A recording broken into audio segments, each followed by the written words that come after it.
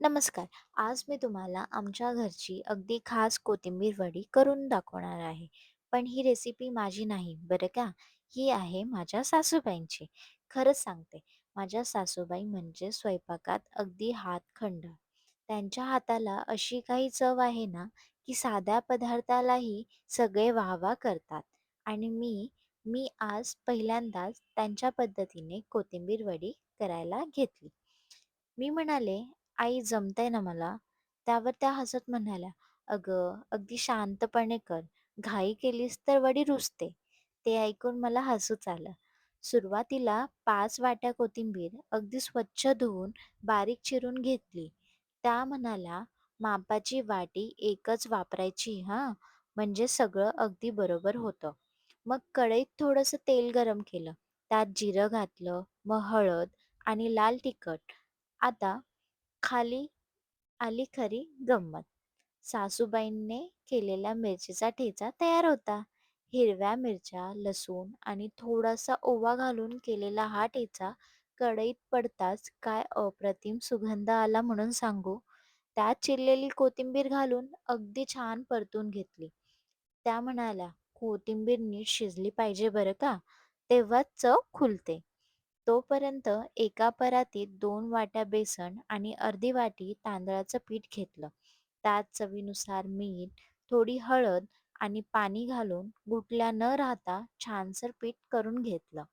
आता हे पीठ कोथिंबिरीमध्ये घातलं. सुरुवातीला मला थोडी भीतीच वाटत होती. पण सासूबाई म्हणाल्या, "ढवळत राहा गं, हात थांबवायचा नाही." मी ढवळत राहिले. त्यात पुन्हा चवीनुसार मीठ आणि थोडंसं लाल तिखट घातलं. हळूहळू मिश्रण घट्ट व्हायला लागलं. छान गोळा तयार झाला. तसं त्या म्हणाल्या, "झालं. आता अगदी बरोबर आहे."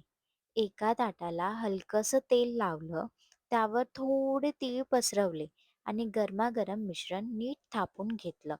वरून पुन्हा थोडे तीळ घातले. मग त्या म्हणाल्या, "फॅन खाली ठेव बरं का, पटकन थंड होतं." ह्या त्यांचा छोटासा उपाय मला फारच आवडला.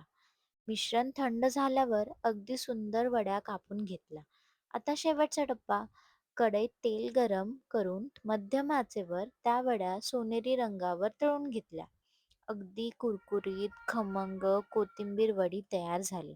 घरभर इतका छान वास पसरला की सगळे स्वयंपाकघरात येऊन उभे राहिले.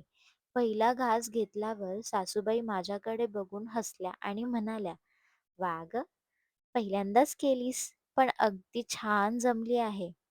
बस एवढंच ऐकायचं बाकी होतं. कारण सासूबाईंकडून मिळालेली ही शाब्बासकी म्हणजे माझ्यासाठी खूप मोठी गोष्ट. खरंच, काही रेसिपी या फक्त पदार्थ नसतात. त्या घरचा वारसा असतो.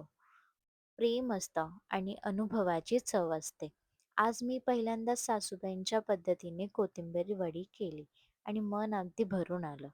तुम्ही ही पद्धत नक्की करून बघा आणि घरात आई, आजी किंवा सासूबाईंकडून असे छोटे-छोटे स्वयंपाकाचे खजिने शिकून घ्या.